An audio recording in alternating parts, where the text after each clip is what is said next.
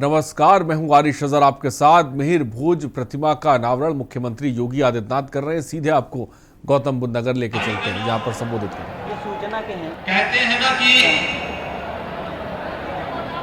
जो कौम अपने इतिहास और परंपरा को विस्मृत कर देती है वो अपने भूगोल की भी रक्षा नहीं कर पाती है। और यही कुछ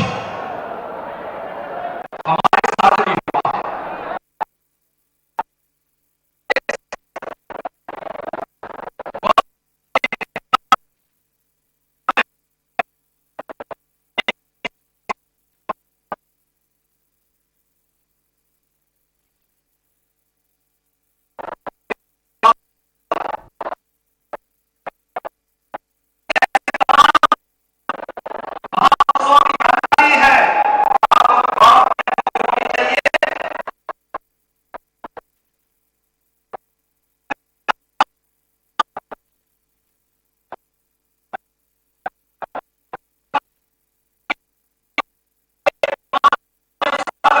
जो बलिदान दिया,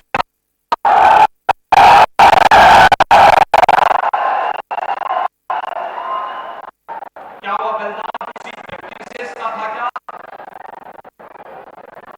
हर मां के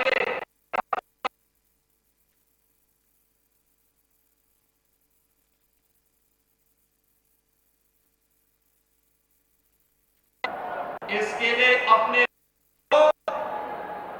वहां पर रख करके और राजकुमार को सुरक्षित स्थान पर पहुंचा करके जो महान त्याग और बलिदान की परंपरा रखी है, आपको गौरव की अनुभूति करनी चाहिए कि उस महान परंपरा के आप वारिस हैं और उस महान परंपरा के साथ जुड़ करके केवल गुर्जर समाज को नहीं, पूरे भारतीय समाज को गौरव की अनुभूति करनी चाहिए। कौन ऐसा भारतीय होगा जो पन्ना अध्याय के बलिदान पर और उनके त्याग पर गौरव की अनुभूति नहीं कर सकता? हर व्यक्ति करता है। और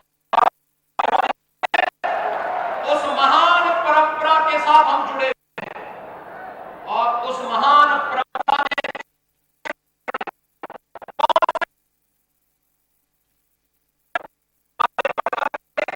योगदान दिया।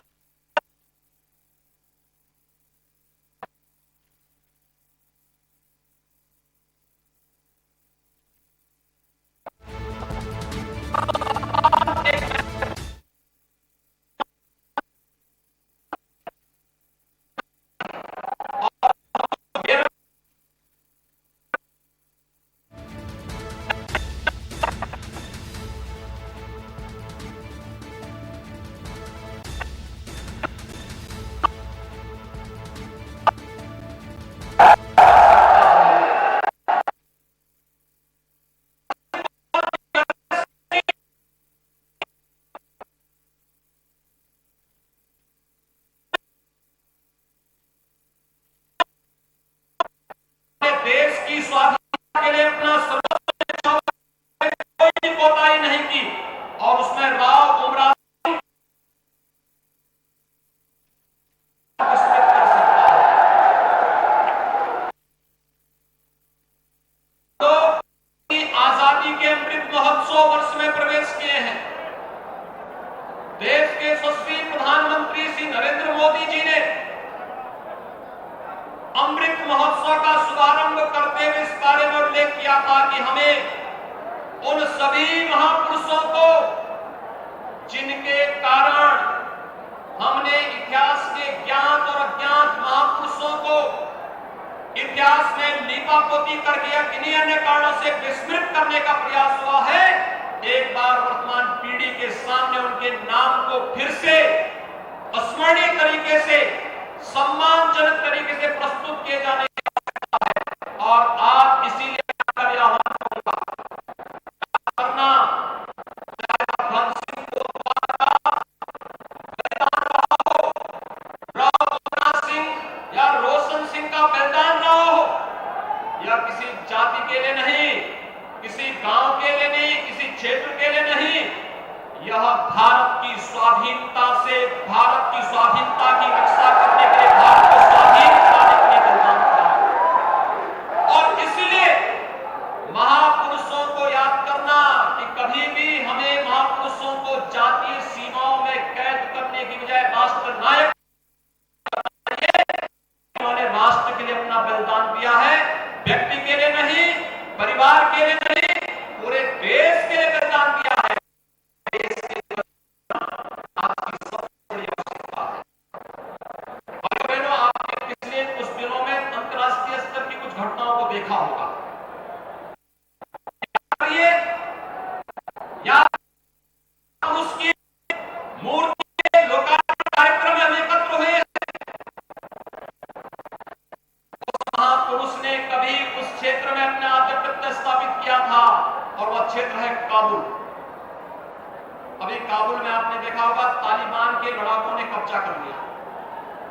कैसा अत्याचार वहां हो रहा है, अपनी जान बचा करके कैसे वहां पर रह रहे अन्य लोग कैसे अपनी जान बचा करके, जो अमेरिका का जहाज उड़ रहा था उसमें कोई उसके टायर में चढ़ गया, कोई उसकी छत में चढ़ गया। जब जहाज टेक ऑफ किया तो आपने देखा होगा कैसे लोग गिर रहे थे, क्या स्थिति हो रही थी।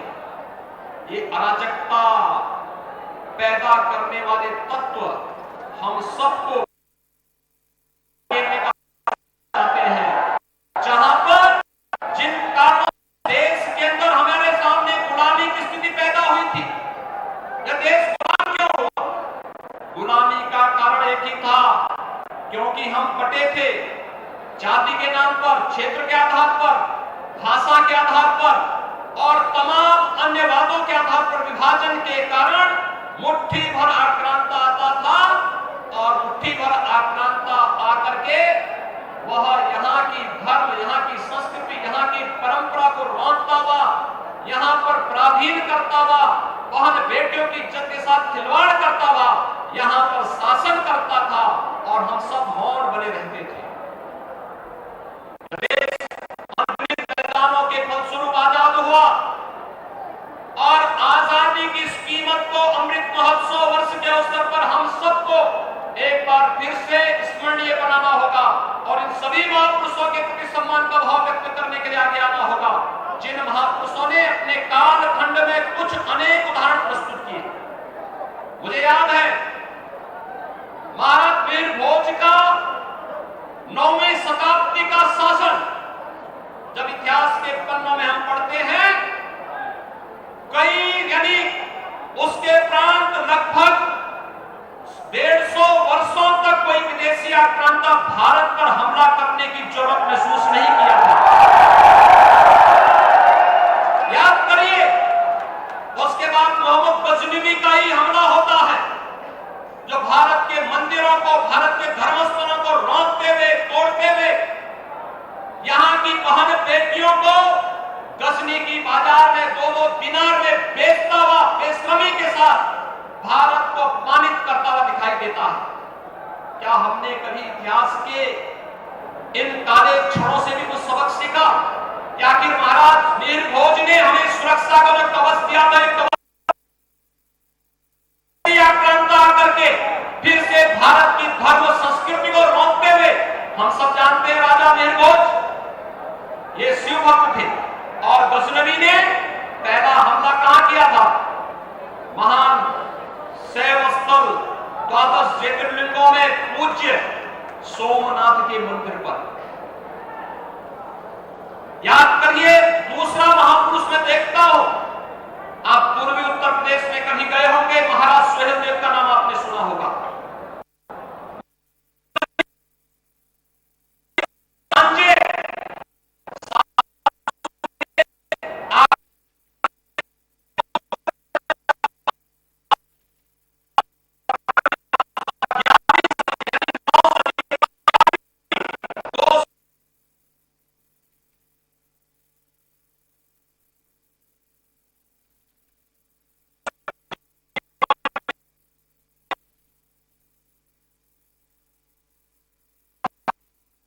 से मुक्त किया।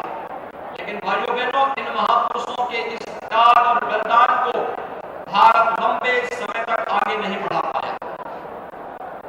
उनके योगदान को लंबे समय तक आगे नहीं बढ़ा पाया, क्योंकि हमारे यहाँ फिर वही विकृति एक बार फिर से सिर चढ़ करके बोलती हुई दिखाई दी, जिस विकृति के कारण इस देश के अंदर विदेशी आक्रांत आते थे। आप कभी इतिहास पढ़िए, पानीपत के युद्ध के बारे में देखिए वहां क्या स्थिति है। आक्रांत भारतीय सेना को देखकर भयभीत थे, लेकिन जब वे भारत के अंदर नजर डालते हैं और जब सेनाएं आमने सामने रात्रि को अपने शिविर में रखते थे, तब उन्हें लगता था कि नहीं, भारतीय सेना बड़ी होने के बावजूद भी जाति के आधार पर, क्षेत्र के आधार पर, भाषा के आधार पर बटी हुई है, इनमें समन्वय का भाव है। और फिर इसी का लाभ उठा करके विदेशी आक्रांता आकर के यहां पर उस प्रकार की स्थिति पैदा करने का प्रयास करते थे, और उसका किस प्रकार से दुरुपयोग हुआ, बात के कालखंड में किसी से छुपा हुआ नहीं है। ये पश्चिमी उत्तर प्रदेश से ज्यादा इस पीड़ा को कौन झेल रहा है? याद करिए, आज से 4.5 वर्ष पहले क्या स्थिति थी। यहाँ पर कावड़ यात्रा नहीं निकलने दी जाती थी। सरकार को तब भी कोई बाहर से शासक नहीं था प्रदेश में, चेहरे सब आप ही के बीच के थे, लेकिन कावड़ यात्रा नहीं निकलने दी जाती थी, दुर्गा पूजा नहीं करने दी जाती थी, कोई भी पर्व और त्योहार नहीं मनाने दिए जाते थे। अभी आपने देखा होगा 5 अगस्त 2020 को अयोध्या में भगवान राम के भव्य मंदिर निर्माण की आधारशिला प्रधानमंत्री मोदी जी ने रखी। क्या 1947 के बाद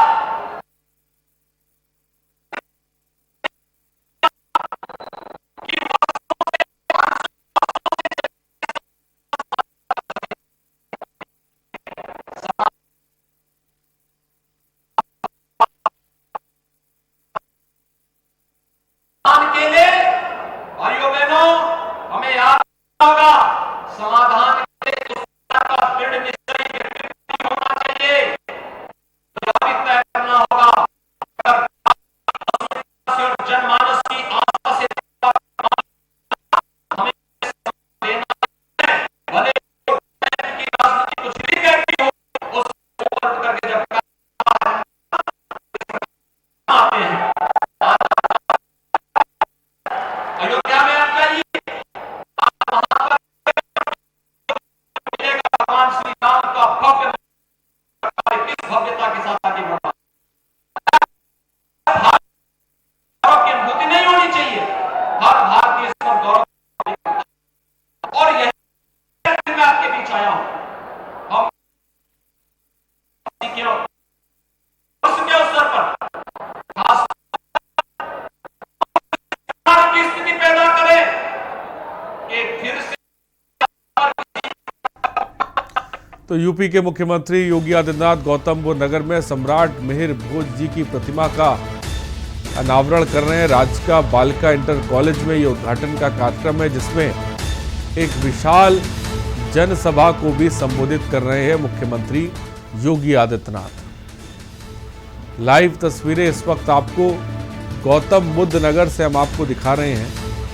राजका बालिका इंटर कॉलेज में ये कार्यक्रम चल रहा है। राजकीय बालिका इंटर कॉलेज में कार्यक्रम है।